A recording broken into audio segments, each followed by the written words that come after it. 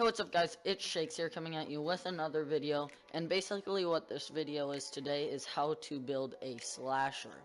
Now basically I'm assuming if you've clicked on this video, you either have a slasher, want to get a slasher, or are just plain interested in finding out how to build one.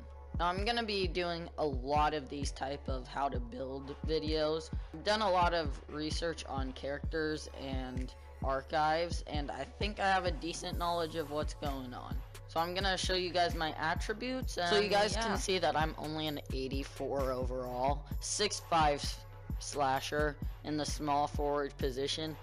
But my last player was a sharpshooter, 91 overall, and I can prove that and everything like that. Now you can see here all the attribute caps. Shooting off dribble is pretty good. Layups and dunks and agility is obviously, you know, capped out. I'm not gonna have that high of 3-point shooting unless you do like a hybrid slasher, but I really don't know how to do that. I would ask someone else for that. I really don't know how to do that. And playmaking for slashers is the second highest in the game for everyone. It's a 81 overall, so I'm just gonna show you all the stats that I have right now. I would say there's two types of main slashers in this game, and basically it's gonna be contact dunk slashers and speed slashers. Now I set my guy up as a speed slasher. I probably should have put him up 5 or 10 pounds so I can do contact dunks. I'll show you this in a minute, but if you put his weight up, it will put the contact dunk up, but it will take out like the driving dunk and stuff like that. So I would say if you get a lot of wide open drives, I would make him a speed kind of dunker. But if you just overall want to like dunk straight over people, I would say make him way more. So I put my guy at 185 pounds, 6'5". I would say that's a good range if you want to make him very fast. You can see my guy actually has a 92 speed, which really helps in pro-am or full court games because you can just pretty much go past everyone unless they're like a playmaker or very light. So for playmaking, ball control is 81, which actually is pretty good considering that's the second best in the game besides playmakers.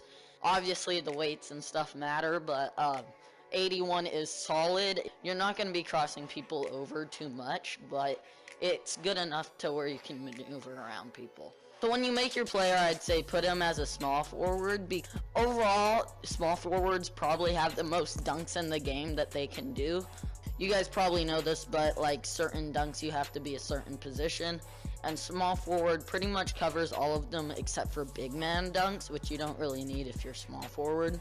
Now it all depends on opinion because some people say make him a point guard or a shooting guard because they have a certain layup badge, but if you're a small forward, your layup's already probably around the 94, so I really don't think it matters that much. So obviously if you want to make a slasher, you're gonna put it on slasher.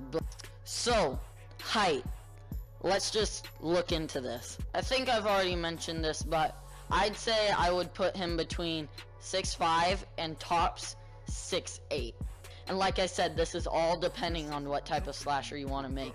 I'd say 6'5", lowest 6'3", because you still want to be able to dunk on people.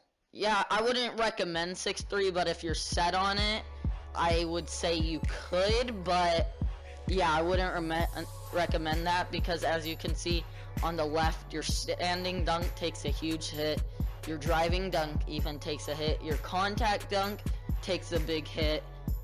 Only thing really that goes up is your ball control and speed. Now the reason I put my guy on 6'5" is because really, like, his speed goes up and his dunk goes down, but like the dunk doesn't go down a lot and his speed goes up a good number.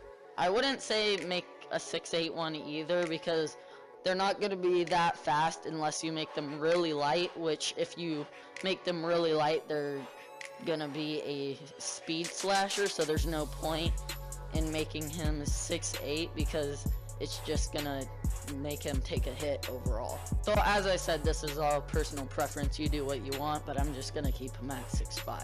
Now I know it says a lot of reds here and a lot of greens here when you make a smaller wingspan, but honestly I'd say make a big wingspan, especially if you're shorter, because then you could dunk over people a lot easier. I know it takes down your strength, but if you're gonna be making a smaller guy, you're not gonna have strength anyways. And also it takes down your shot, but if you're looking to shoot threes, I wouldn't pick a slasher. Now for weight, the default weight is 212. See, I think I made a mistake of putting my guy at 185. As you can see, his speed goes up a lot, but his strength and contact dunk goes out. So this is pretty much where most of the speed dunkers and contact dunkers come in. So a lot of people have different opinions about this, but I'm just gonna say I put my guy basically in the middle, 185, but it's hard for him to contact dunk. So I really wouldn't go anything lower than 185 if you're planning you want to contact dunk on people, at least a little bit. But if you do want to make your guy really, really fast, put him at 174. He won't be able to dunk on people that well. So now if you want to make him a contact dunker, I would not put him at 250. His speed will just overall take a hit. His speed with ball will take a hit. You might as well just not even have a slasher if you put him at 250, because he's going to be pretty much an average speed at this point. So I would put him, if you want to, probably at 235, maybe with a 10-pound gap if you want. Now shoulder width, I don't really know what it does, but as you can see at the top, it affects your wingspan, so I guess you could put that at the top, unless you know of any negative effects. I'd just do that. Handed, right or left, that's just your preference. Now, especially a lot of 2K YouTubers, they like to just take highlights of their guys and put them in these videos, and I don't think it depicts what like their guy does average, because they just pick all the top highlights. Anyone can take a top highlight. Like, look, this is my guy. Bras and they all that, we call that ballin'. Doing this is my calling. Flow is so appalling. My phone off and she calling. I'm like, yeah, what it do? Penthouse, man, what a view. Fall back cause I'm coming through with my whole team. My guy doesn't do that every day, but that looks sick as fuck. I hopped like 2 people. So right now, I'm just gonna show you some gameplay that me and my friend Chase took. We did a 1v1. I did tell him to set up. It was definitely not in a real game. You're probably not gonna find a lot of open dunks like this on a 7'3" center like Chase in a real game.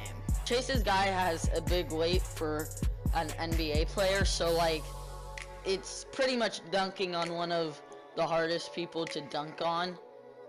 So my guy could probably dunk on someone who's like 6'5" or 6'6" easily, but I took the tallest person I know so I could show you guys like what he's really about. Yeah, I hope you enjoy this little gameplay. It was pre-recorded and it was at night, so I really couldn't think and my words were jumbled, but yeah.